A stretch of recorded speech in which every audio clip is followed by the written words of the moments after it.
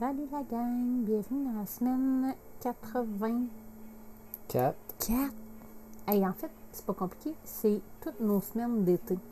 Parce que pour ceux qui nous suivent depuis un petit bout, vous savez que ça fait 2 ans, en fait 1 an et 3 quarts que moi et Alexandre, on ne travaille pas. Et cet été, on s'est fait un TEPA game. Et Alexandre avait le rêve depuis qu'il était tout petit d'aller travailler en Baie James. Et donc, il y a une opportunité qui s'est présentée. Et on n'a comme pas vraiment réfléchi, puis on a sauté dedans. Et donc, on est allé travailler pendant 7 semaines à Radisson, en Baie James, au bout de la Billy Diamond, dans le fond. Et donc... on est allé l'été passé, puis là, cette année... On est retourné, mais en tant que travailleur là-bas. Mais on a eu la chance d'aller dans HSCB. Oui, en fait, on a commencé nos choses, notre route, en fait, comme ça. Donc, ce que vous voyez au début, c'est vraiment la préparation d'aller vivre 7 semaines dans le Nord, parce que vous comprendrez qu'on est très loin, donc il n'y a pas nécessairement plein d'épiceries puis plein de dépanneurs pour se dépanner s'il y a quoi que ce soit. Donc, il a fallu... On a bâti un menu. On a renfloué le tour de lit pour être prêt, parce qu'on savait que là-bas, c'était un peu différent. Et on est parti pour 7 semaines. Puis, oui, comme Alexandre a mentionné, on a eu... en fait, l'année passée, quand on est allé, les communautés autochtones étaient fermées. Alors, c'était super important pour nous cette année, en sachant qu'il était ouverte, de faire un arrêt à Chisasibi qu'on n'avait pas pu faire l'année passée. Et donc, ça tombait! Ah oui, ça tombait en même temps que le powwow. On était tellement contents de vivre ça. En fait, un powwow, c'est une compétition de danse entre les gens, les enfants. Je dis compétition, mais c'est vraiment plus... c'est comme une grande fête dans la communauté Cri. Et ils dansent durant tout le week-end. Il y a plusieurs personnes qui se relayent pour faire les danses, faire les chants. Ce qui a été le plus impressionnant, en fait, il y a 2 choses. Les chants sont absolument incroyables à entendre. C'est vraiment troublant, en fait, d'entendre ça. Je t'en ai laissé un, je pense, pour que les gens l'entendent. Ou en tout cas, il va en laisser un. Mais c'est vraiment troublant d'entendre, de les voir chanter puis jouer sur les tambours. Là, c'est super, super fort. Là. C'est vraiment... ça vient nous prendre au cœur directement. Puis, les costumes. Les costumes sont vraiment incroyables. Ouais. Et on le voit, tu sais, que toute cette culture-là, tu sais, remonte à plusieurs années. Donc, c'était vraiment pour nous une superbe expérience. On était vraiment contents d'avoir pris le temps d'arrêter et d'aller voir ça. Et je sais aussi qu'il y a des gens qui sont allés au Mamoued Out aussi, qui est une autre festivité à Chisasibi. Donc, si jamais vous allez dans ce secteur-là, allez faire un arrêt à ces fêtes de communauté de Cri, ça vaut la peine. Donc, ça, c'est notre remplacement. En fait, c'est notre nouveau chez nous pour 7 semaines. Ça aussi, ça a été un autre... ça a été, parce qu'on est revenu. Oui, on est revenu, dans le fond. Donc, ça a été une autre expérience, parce que jamais notre autobus Sky est stationné dans le camping, normalement. Et là, pour faciliter l'horaire de travail et tout ça, on était stationné au camping pour les 7 semaines. Donc, vous voyez aussi que quand vous y allez en début de saison, il y a vraiment beaucoup d'espace et beaucoup de liberté, de tranquillité. Donc, on a retrouvé nos petites soirées bien tranquilles à Radisson, où il y a un grand silence. C'est vraiment... l'année passée, on avait remarqué, mais là, encore plus cette année, là, le soir, c'est vraiment très, très, très silencieux. On disait souvent à la blague que les enfants chuchotaient trop fort. Préparez-vous aussi, au début de saison, là, dans le temps de la Saint-Jean, tout ça. Les journées sont vraiment longues. Oui, ils sont vraiment longues. Le soleil se couche à 11h moins quart, 10h30, 11h beaucoup de moins gens quart. aussi ont parlé de... Parce qu'on a quand même fait plusieurs stories, tout ça, pendant qu'on était là-bas. Puis plusieurs personnes nous ont dit... pensaient qu'on faisait des blagues, en fait, parce qu'on était habillés chaudement. Donc, sachez que la majorité de l'été est quand même assez fraîche. On a c'est autour des 15... maximum 17-18. Et à la fin, dans le fond, mi-août jusqu'au mois de septembre, là, il y a des plus grosses chaleurs normalement, mais sinon, ça a été, nous, on était assez fraîche là-bas. Prévoyez aussi de la crème. Mais pas n'importe lequel, celui qui est en crème. Donc, c'est une bouteille blanche avec l'étiquette verte. C'est vraiment comme une crème solaire, mais à Bébite, c'est la seule qui fonctionne là-bas. Puis j'en parle parce que souvent, les followers, nous ont dit « Ah, nous autres, on aimerait bien ça un jour y aller. » Fait qu'on va ajouter des petits trucs là, versus ce qu'on avait dit l'année passée. en étant encore plus préparée cette fois-ci. Donc, les petites mouches noires ont été très présentes. Dominique aussi, que vous avez vu, qui a travaillé tout l'été avec ma maman à l'épicerie, parce que ça aussi, c'est ça. Ça aussi, ça a été un autre défi pour nous cet été. En fait, qui a été différent, c'est qu'on a emmené ma maman avec nous dans notre mode de vie. Donc, pour qu'elle voit un peu notre mode de vie de mon espace famille. Donc, elle aussi a travaillé à l'épicerie. Donc, cet été, en fait, moi, j'étais au tourisme et à l'accueil du camping de Radisson et j'aidais aussi au niveau de l'adjointe administrative de la localité de Radisson. Alexandre, lui, était à la voirie. Et Dominique et Jasmine travaillaient à l'épicerie. Les 3 mini, eux, ont testé le camp de jour qu'ils n'avaient jamais fait avant. Donc, ça a été vraiment pour tout le monde. Là, tout le monde s'est mis, on s'est serré les coudes, puis on a vraiment fait toutes plein de choses, en fait, qu'on n'avait jamais fait auparavant. Ouais, les partenaires de job. Oui, ça, c'est les partenaires de travail Alexandre. En fait, qu'à chaque semaine, qu'Alexandre allait porter les poubelles. Donc, toi, tu les as côtoyés beaucoup, les ours. Ouais, toi, les renards. Oui, moi, ça a été plus les renards, mes compagnons de bureau et de camping. Mais, donc, c'est sûr qu'on n'a pas eu le temps d'explorer comme on avait fait l'an passé. Non. Mais on réitère que c'est vraiment une belle région à visiter. Donc, ceux qui ont un doute, ceux qui se questionnent, on devrait-tu pas aller, ça vaut la peine d'aller voyager la région là-bas.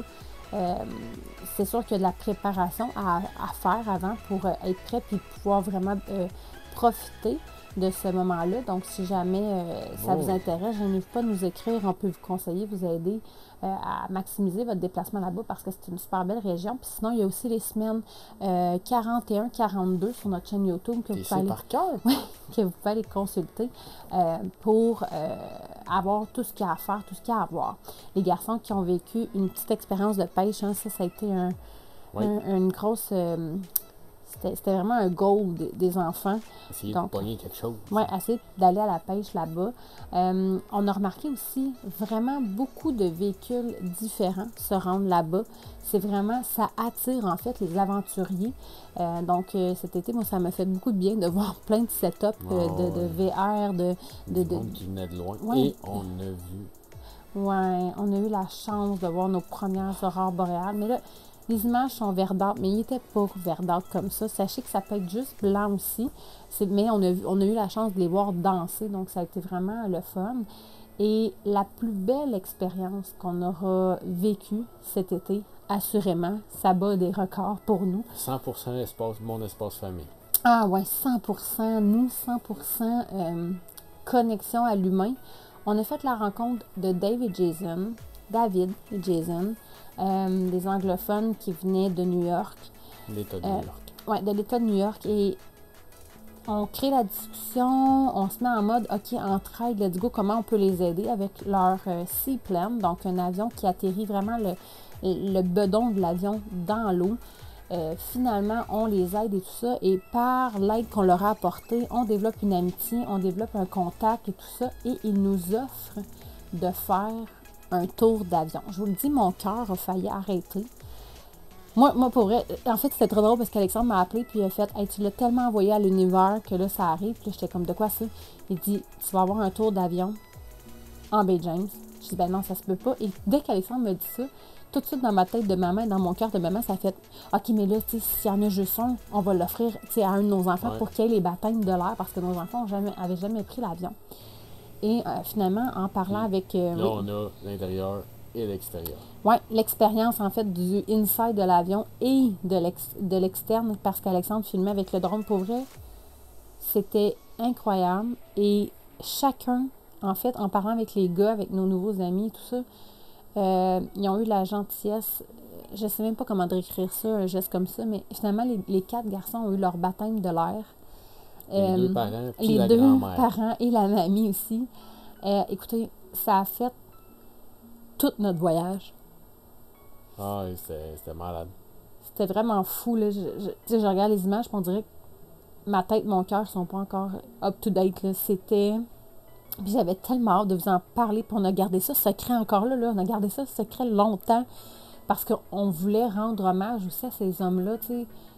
Les autres sont allés faire un trip. Oui, eux autres, ils sont en voyage, en fait, en expédition. On peut dire, on peut appeler ça en expédition. C'est vraiment, c'est des courageux.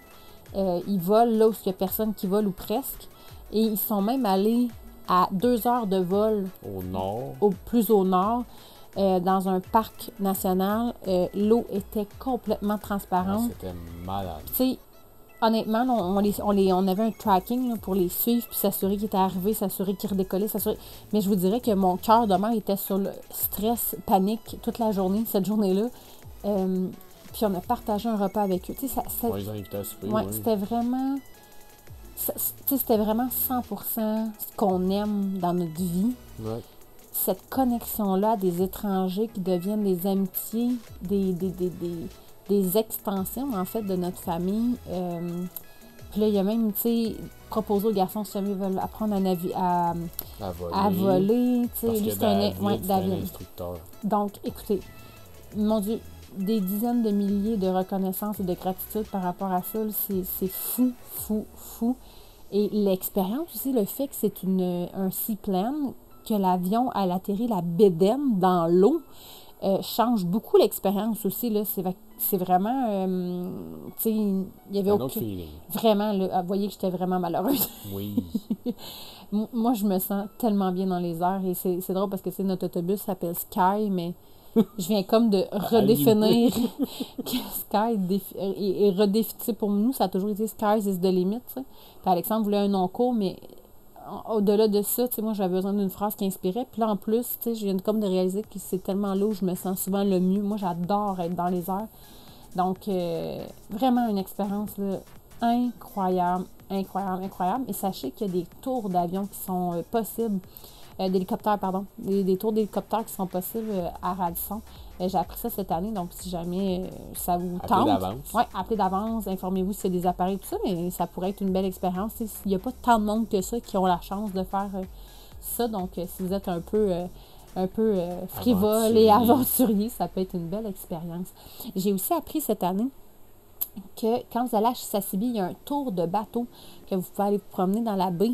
Dans la baie d'Hudson, non, la baie James, pas la baie d'Hudson, la baie James, et que vous pouvez franchir le Nunavut. Oui, la frontière du Nunavut, et c'est 30$ par personne, fait que c'est quand même assez... raisonnable. Puis je suis pas payée là, pour faire cette promotion-là, c'est juste que je sais qu'il y a des touristes qui sont allés et qui ont vraiment trippé solidement. Qui ont vu des phoques aussi sur l'eau, tout ça. Donc, en tout cas, si jamais l'année passée, nous, on ne savait pas ça. Puis cette année, on l'a su comme par après. Fait que si jamais vous êtes un peu game, ça peut être intéressant. Les gars aussi qui ont vécu des petites expéditions de week-end avec papa. En fait, ça a été toute une autre expérience. Hein? On a comme changé nos places. Oui. Papa est devenu la petite maman au foyer, puis maman est devenue le pourvoyeur principal. Donc, moi, j'ai fait 452 heures en 7 semaines. Puis papa, a dû prendre tout le rôle, la charge mentale, pas mal de maman, les repas, l'horaire, les fins de semaine, avec les garçons, puis occuper les gars à faire des petites activités. Donc, les gars... Ça, c'est une activité qu'on était allé l'année passée avec Sylvain. Il y avait des coquillages en haut sur l'ancienne mère de Tyrell. Le bord du sable là-bas. T'as eu plein de petites idées, en fait. Puis c'est ça qui était le fun. Les gars savaient que c'était la fin de semaine. Ils en profitaient avec papa. Puis ça a vraiment créé une nouvelle dynamique de famille. Donc, là, c'était la journée d'été. J'ai mis la hausse dans la glissade. Oui, parce qu'on a eu à peu près une semaine.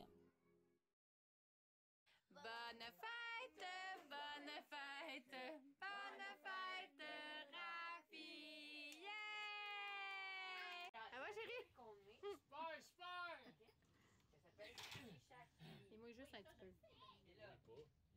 Juste un peu. Attends, fais un gros coup de vent. Ça va, les gars? Les cheveux dans le vent. Cheveux.